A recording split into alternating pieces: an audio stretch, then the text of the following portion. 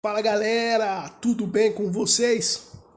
Bom, meu nome é Diego Campos. Na aula de hoje, pessoal, a gente vai trabalhar com John Locke. Bom, é, levando em consideração aí as aulas anteriores, a gente trabalhou um pouquinho de filosofia ou de movimento iluminista. E dentro do iluminismo, a gente tem um pensador aí muito interessante, John Locke. Bom, o John Locke ele faz parte, né, de duas correntes que a gente vai estudar nessas aulas seguintes.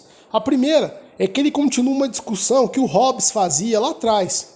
Ele é um filósofo contratualista, mas ele também, a gente vai ver, ele vai fazer parte de uma corrente chamada empirismo. Mas isso vai ficar claro para vocês nas aulas seguintes. Na aula de hoje a gente vai focar um pouquinho mais na filosofia contratualista do John Locke, tá? Vamos lembrar um pouquinho o que é contratualismo. Bom, o contratualismo, galera, é um modelo, vamos lembrar lá dessa discussão, que foi criado para explicar o surgimento da sociedade como a gente conhece. Uma sociedade com leis, governo, né?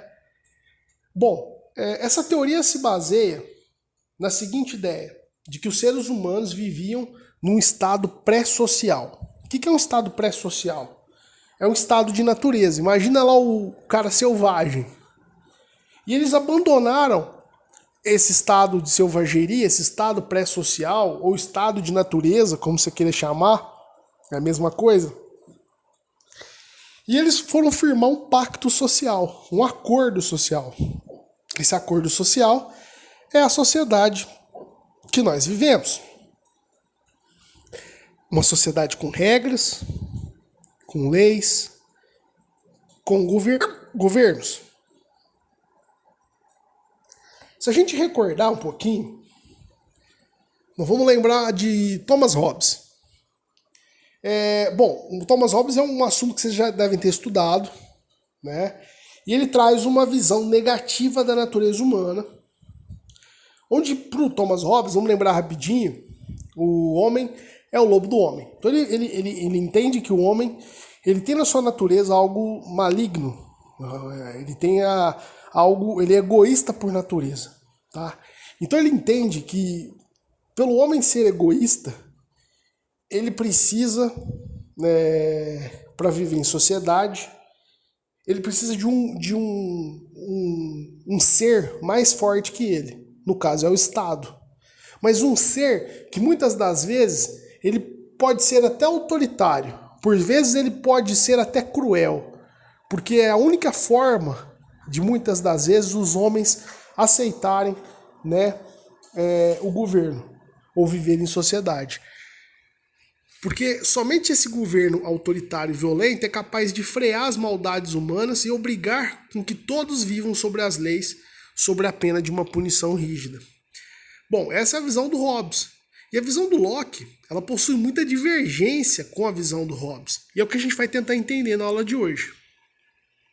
Bom, para a gente poder fazer isso, é interessante que a gente faça uma pequena digressão sobre a vida do Locke. Né? O Locke ele nasceu na Inglaterra em 1632, numa cidade chamada Wigton. Né? Ele é filho de um pequeno proprietário de terras, não era uma pessoa rica, era talvez de classe média. Ele estudou filosofia, medicina e ciências naturais em Oxford, que era uma das maiores e mais conceituadas universidades da época, né? Até hoje, na verdade, Oxford traz uma grande respeitabilidade. E ele lecionou nessa universidade também, né? Então, ele foi professor, né? E ele trouxe algumas contribuições interessantes. Na política, ele é o pai do liberalismo, né? Que é justamente essa ideia que a gente quer trabalhar hoje com vocês. E na filosofia, ele vai trabalhar sobre teoria do conhecimento, que é o empirismo, que a gente vai deixar para outra aula. Beleza? Bom, o John Locke, ele é autor, ele foi um dos autores mais influentes, então, da sua época, e das ciências sociais. Ele foi um dos autores mais influentes do iluminismo. Para muitos, o John Locke é o pai do iluminismo, tá? E um livro dele muito famoso, talvez seja o principal livro do John Locke, é um livro chamado Segundo Tratado do Governo Civil, que é onde ele vai mostrar pra gente as origens da sociedade moderna, como é que houve essa transformação do homem selvagem lá, sem lei, que vivia de qualquer jeito, né, para uma sociedade moderna, né, civil, né, na linguagem do John Locke. Bom, ele entende, o John Locke entende que o ser humano é um ser racional. E ele é naturalmente, mesmo quando ele estava no estado natural, lá na selvageria, ele tinha uma sociabilidade que era dele, né? E inclusive ele entendia, o Locke, que todas as leis naturais, desde o início do homem, né, dos seres humanos, estão sempre voltadas, as leis da natureza, para a conservação da liberdade do homem e da igualdade dos indivíduos. Então, naquela época do estado natural, o Locke entendia que todos teriam o mesmo poder. Então, por isso, uma ideia de igualdade. E o direito de agir em nome de si mesmo. Ou mesmo para defender outra pessoa. Todo mundo podia fazer sua própria defesa, né, e tinha o direito de fazer. Ou até a defesa de quem quisesse. Bom, ele entende que isso dá, ou ele entende que nesse esquema reside o princípio de igualdade, né? Que para ele traria uma obrigação de amor mútuo entre as pessoas e de preservação do direito ao próximo. Bom, só que ele entende também que os sujeitos no estado natural, eles eram juízes uns dos outros, né? Então, uma pessoa julgava a outra por aquilo que se fazia ou que não se fazia. E essas pessoas, elas deveriam se guiar pelas leis naturais, que era a igualdade, a liberdade e o direito. Só que o problema pro Locke é que nem todo mundo, né, o Locke sabe, ele é guiado pelos os princípios de igualdade, liberdade e direito à propriedade. Ele entende que existem pessoas que são naturalmente o quê? Não são naturalmente boas. Apesar de serem racionais, as pessoas elas podem ser egoístas, elas podem agir por vingança, e elas podem agir sob o ímpeto de destruição. E é esse o grande ponto para o Locke, tá? Se o homem ele tem uma grande propensão a ser bom, mas nem todo homem é bom, e ele pode agir sobre o ímpeto do egoísmo, da vingança, da destruição, é necessário, nesse sentido, que algum ser ou algum ente mais forte tome as rédeas da situação e faça prevalecer os princípios de liberdade, de igualdade e da propriedade privada. Tá? E quem seria capaz disso? Para o Locke, somente o Estado. Tá? É aí que ele fala do contrato social.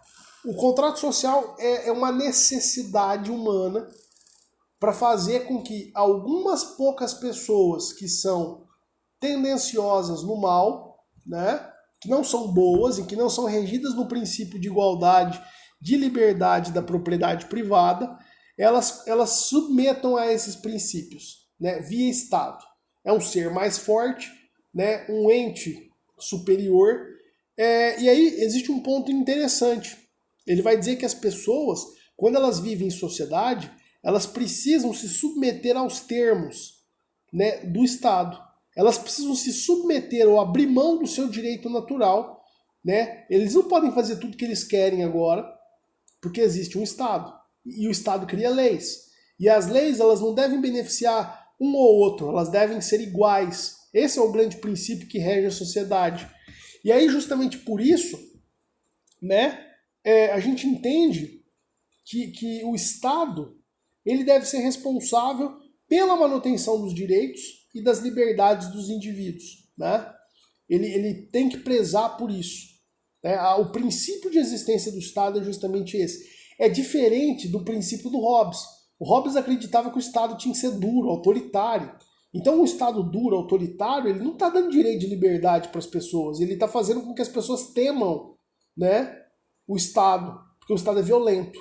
Então são formas de enxergar o contrato social totalmente diferentes. O Hobbes tinha uma visão de um Estado forte, então o Hobbes defendia a monarquia. A gente percebe na obra do Locke uma outra visão, né? Uma visão de Estado ligado ao que? Às liberdades.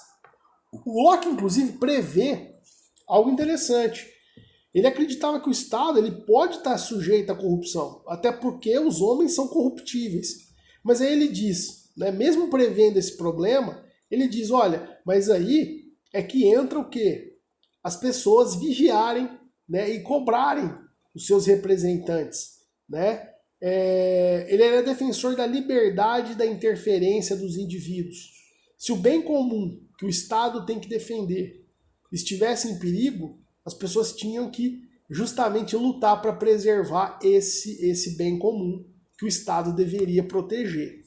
E aí, galera, é interessante a gente pensar que o Locke, ele então entende que o governo ele precisa garantir os direitos individuais da população, o direito à vida, o direito à liberdade, o direito à propriedade. E ele defende o individualismo liberal, que é a ideia é o quê? De que as minhas opiniões são minhas opiniões e eu tenho o direito de ter as minhas opiniões. Então perceba, é um princípio do liberalismo, né? Do iluminismo, desculpa, e da própria ideia de liberalismo sendo colocada à aposta junto com Locke. Por isso ele é considerado o pai do iluminismo. Ele vai defender um governo que depende da aprovação do povo. Não é propriamente a democracia pura e simples, né? Como, por exemplo, Locke foi um dos mentores do parlamentarismo lá na Inglaterra. Então, na Inglaterra, para quem não sabe, a rainha ou o rei da Inglaterra, eles existem, mas eles não governam. Quem governa são o quê? Os parlamentares. São espécies de deputados que são eleitos, né? E depois, esses deputados eleitos pelo povo, eles elegem um deputado entre eles para ser o primeiro-ministro. E esse sim é o cara que administra, né, o país durante um certo mandato.